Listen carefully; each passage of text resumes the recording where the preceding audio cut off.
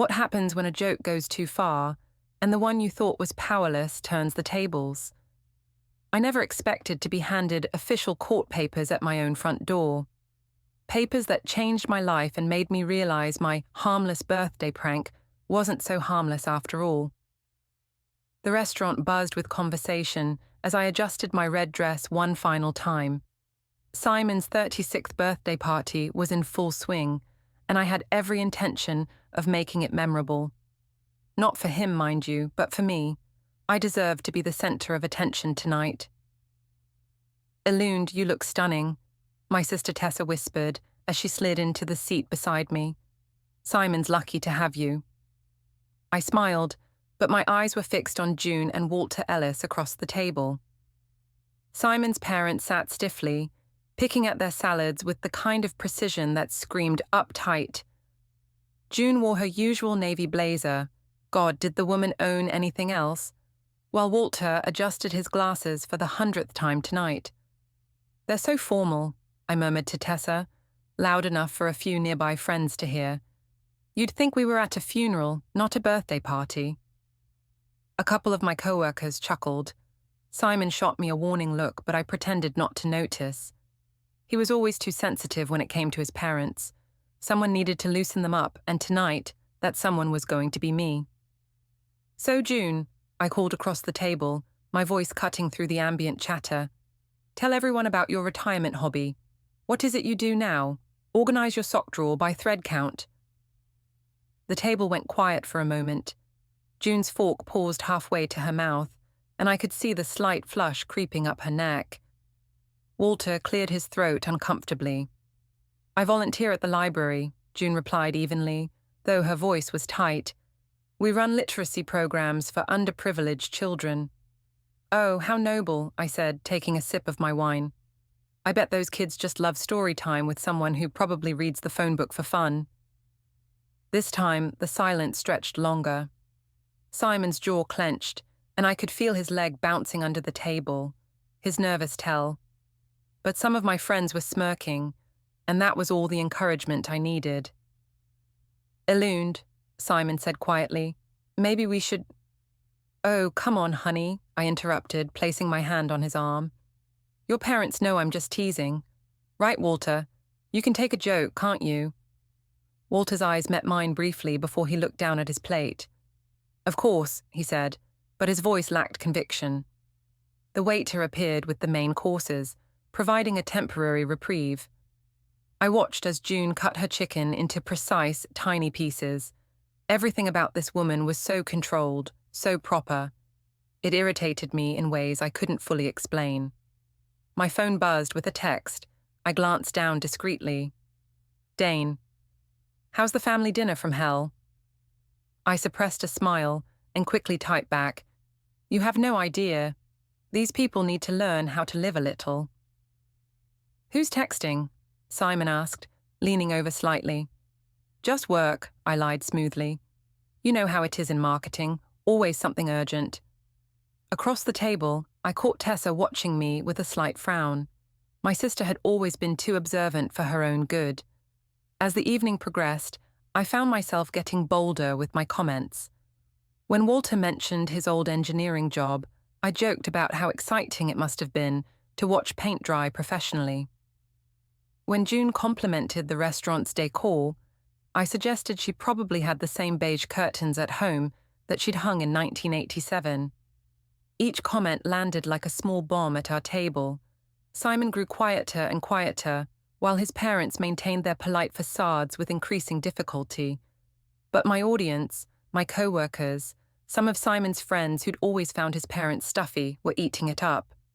"You're terrible," my colleague Sarah whispered, but she was grinning. "Poor Simon's going to sleep on the couch tonight." "He'll get over it," I replied with a wave of my hand. "He always does. Besides, someone needs to show these people that the world doesn't revolve around their precious routines and proper manners." The dessert course arrived, a chocolate cake with "Happy Birthday, Simon" written in elegant script. As the waiter set it down, I saw my opportunity, the perfect moment to deliver my grand finale. I stood up, wine glass in hand, and tapped it gently with my knife. The entire table turned to look at me, along with several nearby diners who'd been drawn in by the early attention. "I'd like to make a toast," I announced, my voice carrying across the restaurant section. "To Simon, who's turning 36 today, and to his wonderful parents, June and Walter."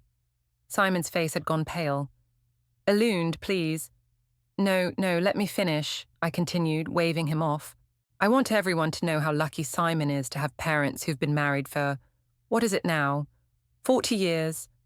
40 years of the same routine, the same conversations, the same beige everything."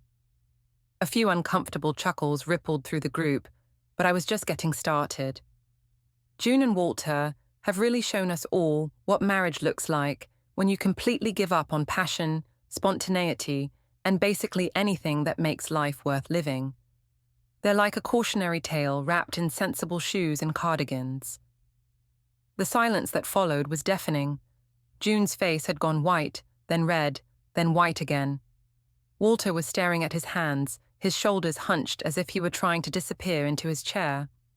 "Here's to 40 years of being so boring that watching grass grow would be considered an extreme sport in the Ellis household," I concluded, raising my glass high. "Cheers to mediocrity." I drank deeply from my wineglass, expecting at least some laughter, some acknowledgement of my wit. Instead, I was met with the kind of silence that makes your ears ring. June stood up abruptly, her chair scraping against the floor. Tears were streaming down her face, but she held her head high as she gathered her purse. "Excuse me," she said in a voice that barely qualified as a whisper. "I need some air." She walked away from the table with as much dignity as she could muster, leaving Walter to scramble after her, muttering apologies to the other diners who were now openly staring at our train wreck of a celebration. Simon sat frozen in his chair, staring at me with an expression I'd never seen before. It wasn't anger, it was something much worse. It was disappointment so profound, it seemed to age him 10 years in the span of 30 seconds. "Happy birthday, honey," I said weakly, suddenly aware that my grand performance hadn't gone quite as planned. But Simon didn't respond. He just stood up, threw his napkin on the table, and walked away, leaving me standing there with my empty wineglass and a table full of people who were now looking at me like I'd just kicked a puppy. The birthday boy had left his own party, and somehow I had the sinking feeling that this was just the beginning of my problems. The car ride home was suffocating. Simon gripped the steering wheel so tightly his knuckles had turned white, and he hadn't spoken a single word since we'd left the restaurant. I sat in the passenger seat, scrolling through my phone and pretending the silence didn't bother me. "You're being ridiculous," I finally said as we pulled into our driveway. "It was just a joke, Simon. Your parents need to learn to laugh at themselves." He turned off the engine, but didn't move to get out of the car. For a long moment, he just sat there, staring straight ahead at our garage door. "Just a joke," he repeated quietly. "You humiliated my mother in front of 30 people, and you think it was just a joke." "Oh, come on," I said, unbuckling my seatbelt and turning to face him. "Your mother has been cold to me since the day we met. She looks at me like I'm some kind of gold digger who's corrupted her precious son. Maybe this will help her realize she's not as perfect as she thinks she is." Simon finally looked at me, and there was something in his eyes I didn't like, something distant and calculating. "My mother has never been anything but polite to you, Eluned. She's tried to include you in family traditions. She babysits Mila whenever we ask, and she's never said a single negative word about you in my presence." "Because she's fake," I shot back. "She's one of those passive-aggressive types who smile to your face and then judge you behind your back. At least I'm honest about my feelings." "Honest?" Simon's voice rose slightly, the first crack in his composed facade.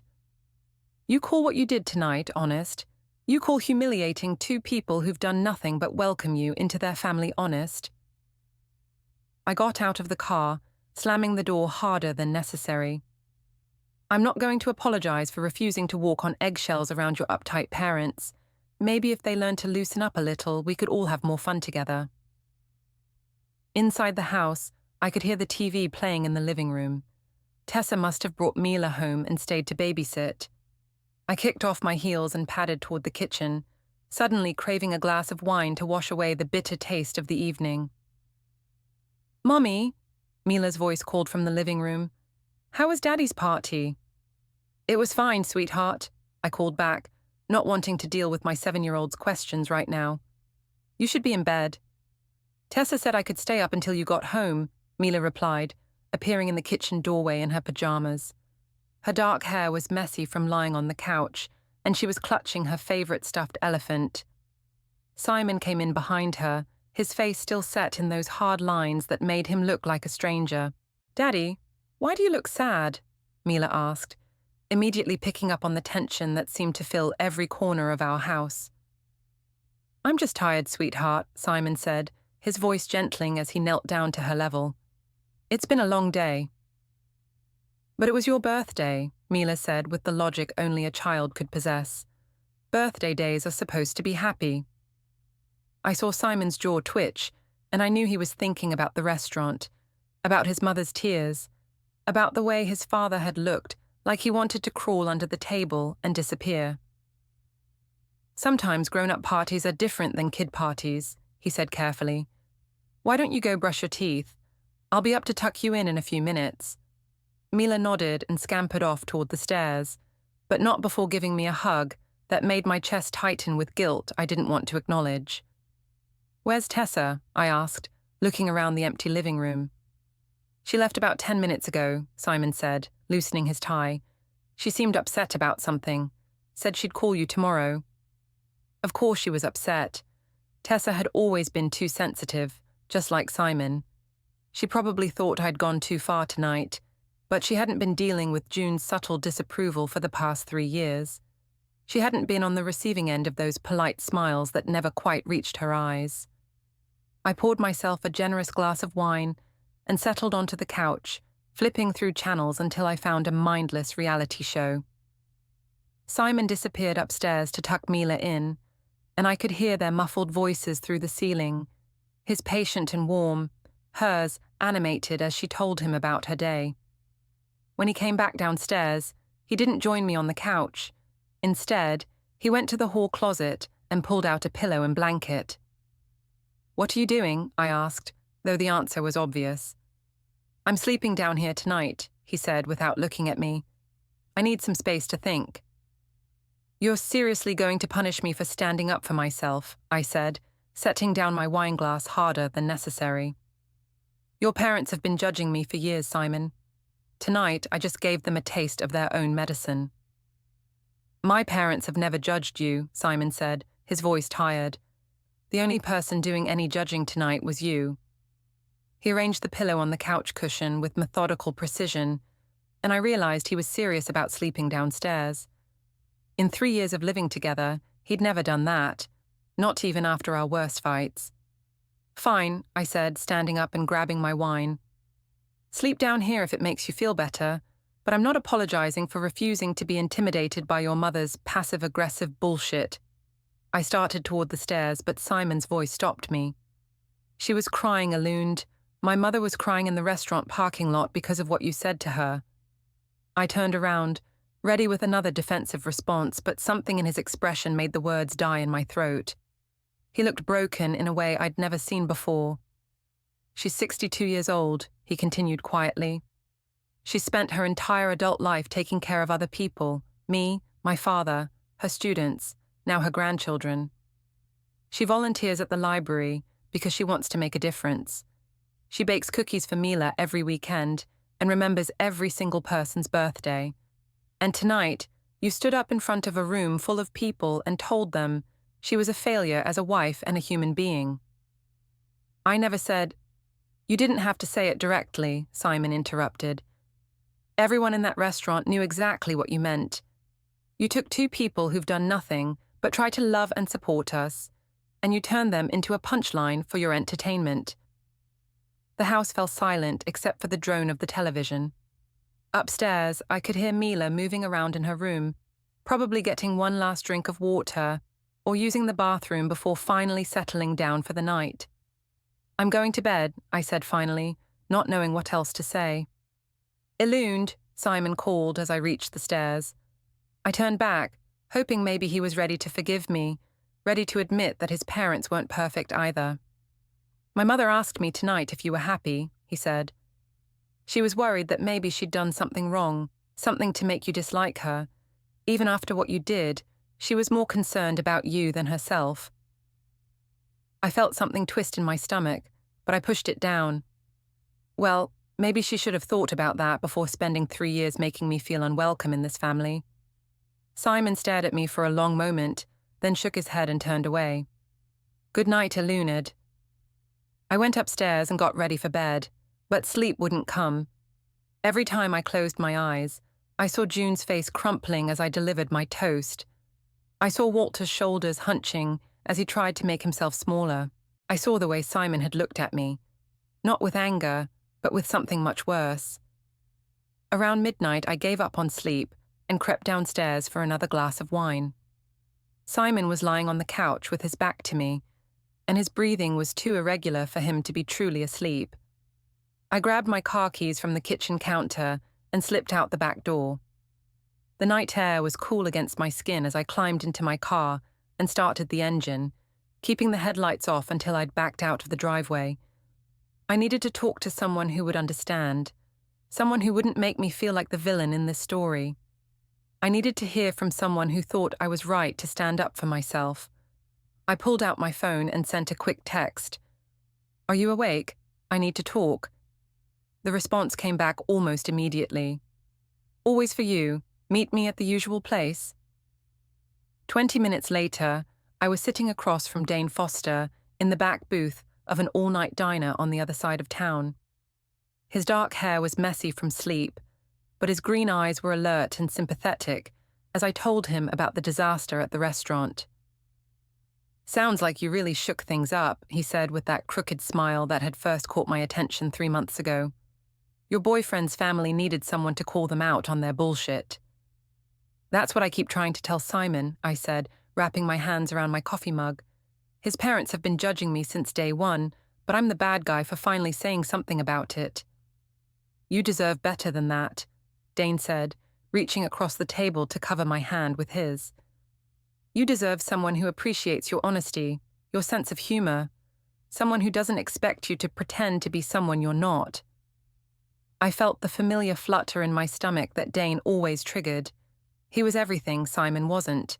Spontaneous, exciting, uncomplicated by family drama and expectations. With Dane, I could be myself without apology.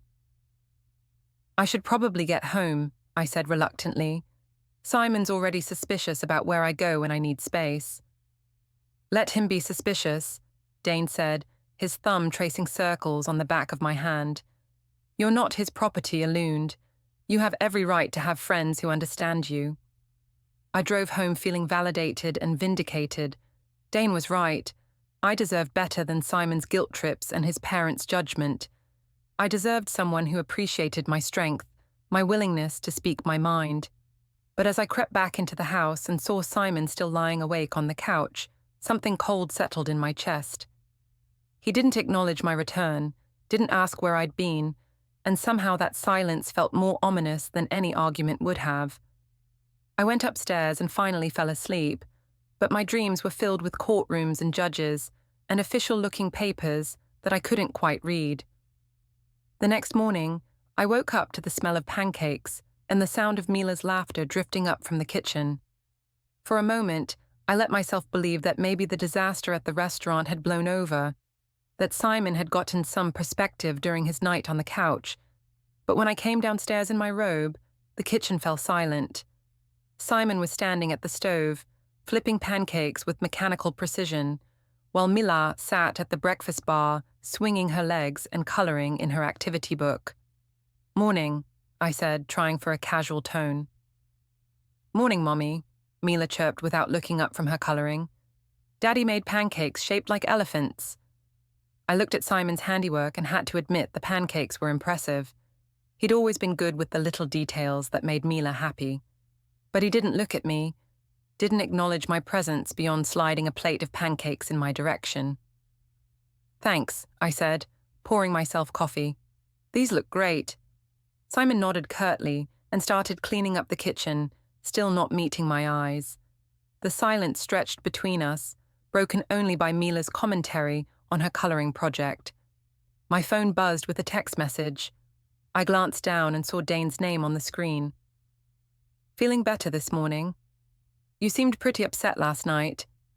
I quickly deleted the message and slipped the phone into my robe pocket, but not before catching Simon's sharp glance in my direction. "Work again?" he asked, his tone neutral, but his eyes watchful. "Just a client," I lied. "You know how demanding they can be." After breakfast, Simon announced he was taking Mila to the park, and I found myself alone in the house with my thoughts. I tried to focus on some freelance marketing projects, but my mind kept wandering to the look on June's face when I'd delivered my toast. Around noon, my phone rang. Tessa's name appeared on the screen, and I debated letting it go to voicemail. But my sister was persistent. She'd just keep calling until I answered. "Hey, Tess," I said, trying to sound upbeat. "We need to talk," she said without preamble. "What the hell happened at that restaurant last night?" "Simon's being dramatic," I said, settling onto the couch. "I made a few jokes about his uptight parents, and everyone's acting like I committed murder." "Eluned, I was there," Tessa said, her voice sharp. "What you did wasn't joking around. You humiliated two elderly people in front of a room full of strangers. June was crying when she left." "June has been passive-aggressively judging me for 3 years," I shot back. "Maybe it's time someone called her out on it." "Called her out on what?" Tessa demanded. "Being polite, babysitting your daughter, trying to include you in family events. What exactly has she done to you that justified what you did last night?" I found myself struggling for specific examples. Sure, June had always been formal with me, but when I really thought about it, I couldn't point to any particular incident where she'd been openly hostile or rude. "It's not about specific incidents," I said finally. "It's about the way she looks at me, like she thinks I'm not good enough for her son." "Or maybe," Tessa said quietly, "you're projecting your own insecurities onto a woman who's done nothing but try to welcome you into her family." "Whose side are you on here?" I snapped. "I'm on the side of basic human decency," Tessa replied. "And right now, that's not your side. You need to apologize, Eluned. You need to call June and Walter and make this right." "I'm not apologizing for standing up for myself." "Then you're going to lose Simon," Tessa said bluntly, "and you'll deserve it." She hung up, leaving me staring at my phone in shock. Tessa had never spoken to me like that before. She'd always been the one person I could count on to take my side, no matter what. I spent the afternoon alternating between anger and self-pity. Everyone was overreacting. Everyone was being too sensitive. I was the victim here, not June and Walter. But as the day wore on, doubts began to creep in. When Simon and Mila returned from the park, he was still giving me the cold shoulder, and Mila seemed to pick up on the tension. "Why is everyone so quiet?" she asked during dinner, looking back and forth between Simon and me. "Just tired, sweetheart," I said, forcing a smile. But Mila wasn't buying it. She'd always been perceptive for her age, and the undercurrents in our house were impossible to miss. That evening, after Mila was in bed, I tried to approach Simon. He was in his home office, supposedly working on some accounting project, but I could see him scrolling through his phone. "We need to talk," I said from the doorway. "Do we?" he asked without looking up. "Simon, I know you're upset, but you're blowing this out of proportion. Your parents will get over it." "Will they?" He finally looked at me, and I was struck again by how different he seemed. "My mother called today. She wanted to know if she'd done something to offend you, something that would explain why you hate her so much." "I don't hate her." "She's questioning 40 years of marriage because of what you said," Simon continued. "She's wondering if she really is boring, if she really has wasted her life being ordinary. A 62-year-old woman is having an existential crisis because you decided her life was worth mocking." I felt that uncomfortable twist in my stomach again, but I pushed it down. "That's not my fault. If she's that insecure..." Get out, Simon said quietly. What? Get out of my office. I can't look at you right now. I wanted to argue, to defend myself, but something in his tone warned me not to push. I backed out of the room and closed the door, hearing the soft click of the lock engaging behind me. Later that night, after Simon had once again set up camp on the living room couch, I found myself reaching for my phone. I needed to talk to someone who understood me, someone who wouldn't make me feel like a monster for refusing to be a doormat. Can't sleep. Keep thinking about what you said earlier. Dane's response came back quickly. Meet me tomorrow. I have the morning off. The usual place? Actually, let's try somewhere new. That cafe on Maple Street, 10 a.m. I hesitated for a moment. The cafe on Maple Street was closer to home, in a neighborhood where I might run into people I knew. But I needed this. I needed to feel understood and appreciated instead of judged and criticized. See you there. The next morning, I told Simon I had a client meeting and left the house early. The cafe was busy with the usual morning rush, but I spotted Dane immediately at a corner table, his laptop open and a coffee cup at his elbow. You look tired, he said as I slid into the seat across from him. Simon's still giving me the silent treatment, I said, signaling the waitress for coffee. Everyone's acting like I'm some kind of monster. You're not a monster, Dane said, reaching across the table to squeeze my hand. You're just honest. Some people can't handle that. That's what I keep trying to tell everyone, I said, feeling the validation I'd been craving. I refuse to pretend to be someone I'm not just to make other people comfortable. Exactly, Dane said, his thumb tracing patterns on my palm. You deserve someone who appreciates your authenticity, someone who doesn't try to change you or make you apologize for being yourself. We talked for over an hour, and I found myself relaxing for the first time in days. Dane had a way of making me feel like the most interesting person in the room, like my thoughts and feelings mattered in a way they never seemed to matter to Simon. I should probably get home, I said reluctantly, checking my watch. When can I see you again? Dane asked, his green eyes intense. I don't know. Simon's been watching me like a hawk. He doesn't own you, Eluned. You have every right to have friends. I knew he was right, but something about the way he said it made me uncomfortable. We weren't just friends, and we both knew it. What we were doing was crossing lines that couldn't be uncrossed. But as I drove home, I pushed those thoughts away. I deserved to feel appreciated. I deserved to feel wanted and understood. If Simon couldn't give me that, then I had every right to find it elsewhere. When I got home, Simon was in the kitchen making lunch for Mila. He glanced up when I walked in, his eyes taking in my appearance. I dressed up for my client meeting more than usual. How was your meeting? He asked, his tone carefully neutral. Fine, I said, hanging up my jacket. Just the usual client demands. But I could see him studying me, and I had the uncomfortable feeling that he was cataloguing details. The time I'd left, the time I'd returned, the way I was dressed, the flush in my cheeks from my time with Dane. That afternoon, while I was doing laundry, I found Simon in his office again, this time with papers spread across his desk and his laptop open to what looked like a bank statement. What are you working on? I asked from the doorway. Just checking some expenses, he said, minimizing the window on his laptop, making sure everything adds up. Something in his tone made me nervous, but I couldn't put my finger on what. He was being polite, almost businesslike, but there was an undercurrent I didn't like. That evening, Mila's teacher called. Mrs. Henderson was concerned because Mila had been acting out at school, talking back to teachers, picking fights with other students, generally being disruptive. She seems to be dealing with some stress at home, Mrs. Henderson said diplomatically. Is everything okay with the family?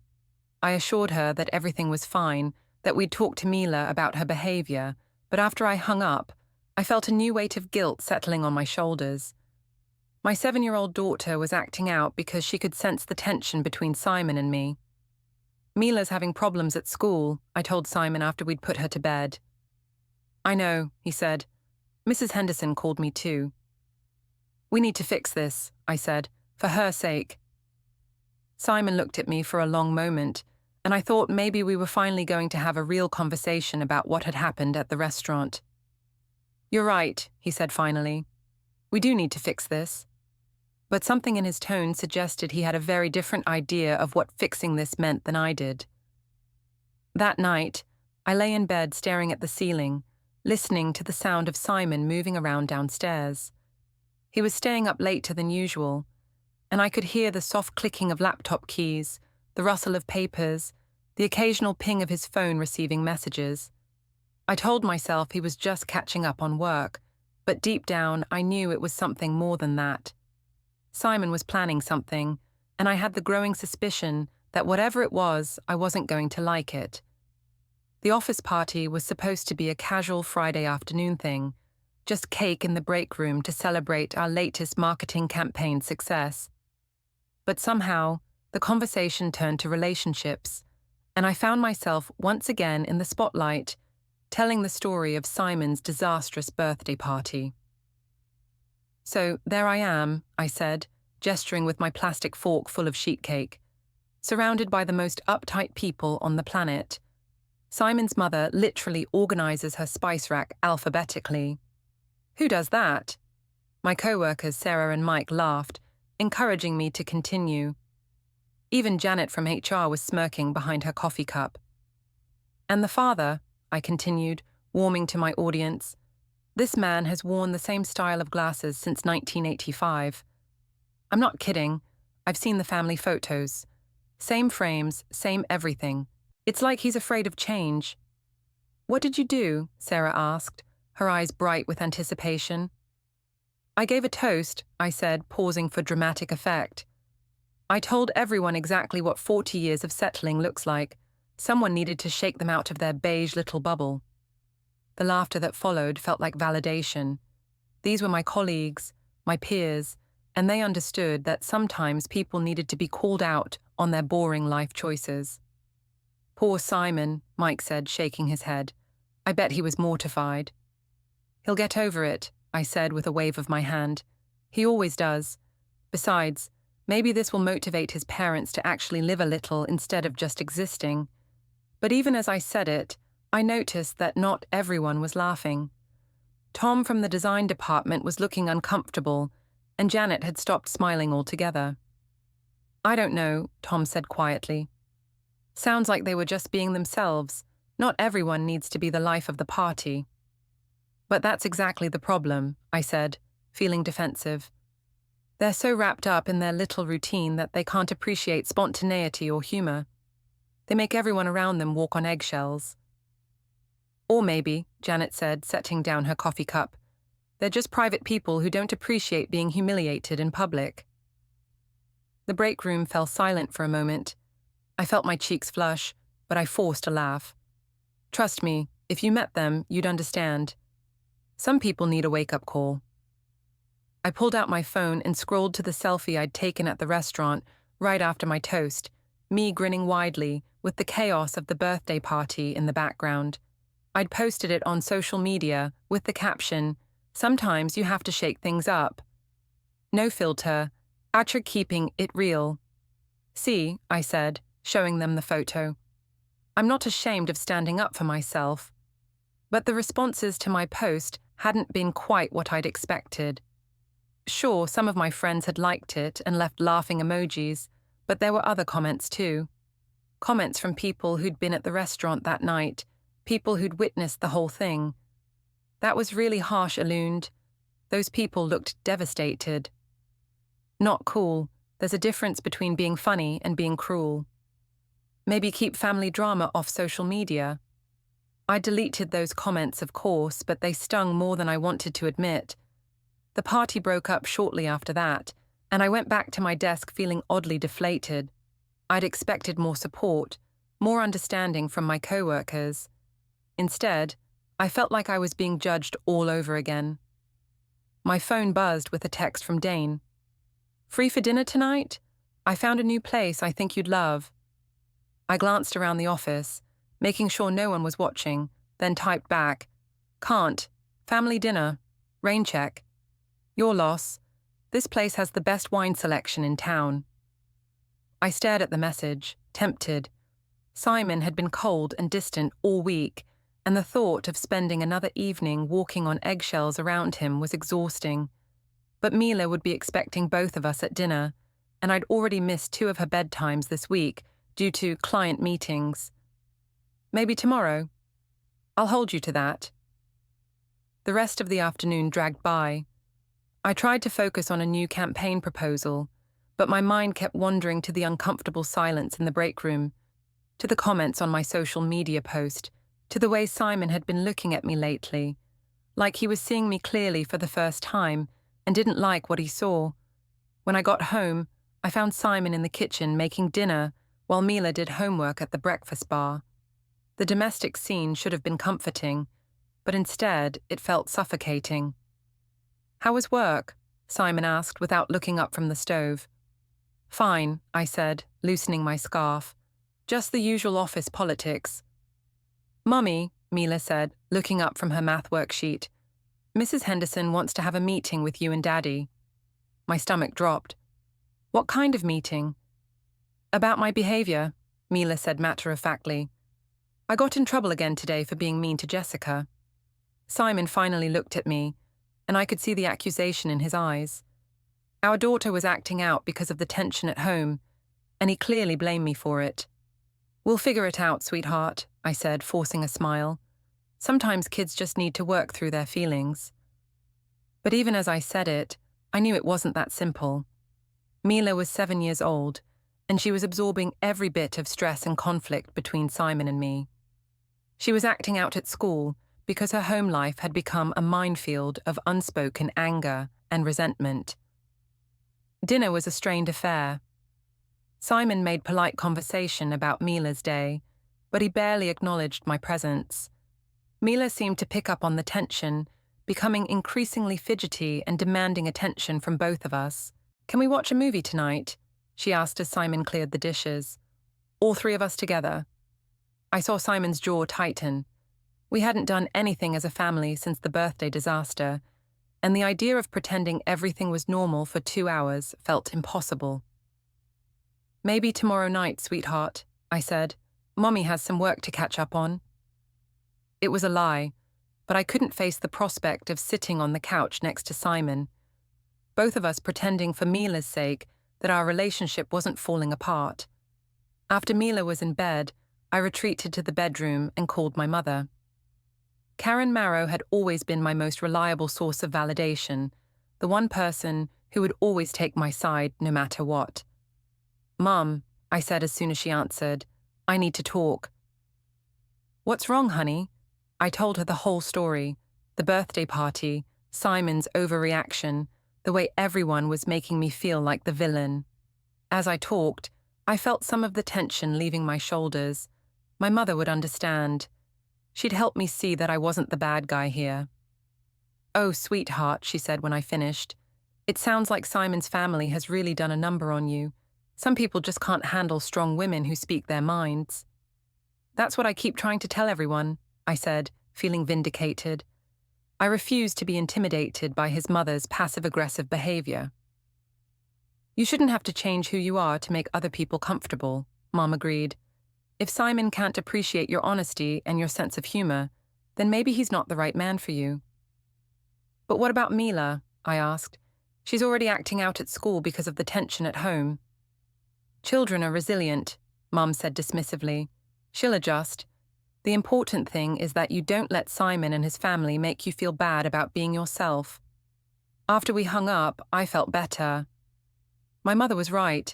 I shouldn't have to apologize for refusing to be a doormat. If Simon's family couldn't handle my personality, that was their problem, not mine. But as I got ready for bed, I caught sight of myself in the bathroom mirror. I looked tired, stressed, older than my 34 years, and for just a moment I wondered if maybe everyone else was seeing something I wasn't. I pushed the thought away and climbed into bed, but sleep was elusive. From downstairs, I could hear Simon moving around, the soft sounds of papers rustling and laptop keys clicking. He was staying up late again, working on something that seemed to consume more and more of his attention. Around midnight, I crept to the top of the stairs and listened. I could hear Simon's voice, low and careful, talking to someone on the phone. "Understand the situation is complicated because of our daughter," he was saying, "but I need to know what my options are." My blood ran cold. Options for what? Was he talking to a divorce lawyer? "Documentation of everything," he continued. "I want to make sure I'm protected." I crept back to bed, my heart racing. Simon was planning something that involved lawyers and documentation and protection, and whatever it was, he was doing it without telling me. For the first time since the birthday party, I felt truly afraid. Not of Simon. He wasn't the type to do anything vindictive or cruel. But I was afraid of what I might have set in motion with my harmless joke. I was afraid that my refusal to apologize, to acknowledge that maybe I'd gone too far, had pushed Simon past some invisible line. I lay awake until dawn, listening to the sounds of my husband, or was he still my husband, preparing for something I couldn't see coming but knew, with growing certainty, was going to change everything. The meeting with Mila's teacher was even worse than I'd anticipated. Mrs. Henderson sat across from Simon and me in her cheerfully decorated classroom, her expression professionally concerned but clearly troubled. Mrs. Henderson's words cut deep. Mila was disruptive, aggressive, telling classmates her parents were divorcing because she felt anger in the house. Simon stiffened beside me, but his voice stayed calm. We needed family counseling for stability. In the parking lot, he insisted we talk now. At home, he laid out the manila folder. Texts, bank statements showing secret cafe visits, recovered deleted messages with Dane calling him boring, plans for secret meetups. "You've been having an emotional affair," he said quietly. "While I tried to save us, you lied." I blamed him, his coldness, his parents' judgment. He countered, "What about Mila? You humiliated my family, showed no remorse." He'd filed for legal separation and primary custody, supervised visitation for me. "I'll change," I begged. "End it with Dane, apologize, counseling." "Too late," he said sadly. "This is who you've become." He left for Mila at his parents'. I sat alone, staring at the empty folder, finally facing the truth. I'd destroyed our family with selfishness and betrayal. Dane's text came. I deleted it. Some bridges burn forever. The official papers arrived Tuesday at 8:47 a.m. Divorce petition, primary custody for Simon, supervised visitation for me until I proved stability. The word supervised stung like a slap. My own daughter would need a court observer present. Tessa called, blunt. "You're not the victim. You humiliated his parents, had an emotional affair, lied for months. Stop blaming others." I texted Dane goodbye and blocked him. His comfort had been an illusion. My lawyer warned, fight and lose worse, or show real change, therapy, parenting classes, genuine remorse. I apologized to Simon's mother by phone, voice shaking. "I'm sorry for the cruelty at the restaurant. I was wrong." 3 weeks later in court, Mila ran to Simon, tearful. "Mommy scares me when she's angry." The judge ruled. Simon got primary custody. I got supervised visits, mandatory therapy. Simon paused on the steps. "Commit to change. Mila needs the best version of you." Watching them walk away, hand in hand, I understood.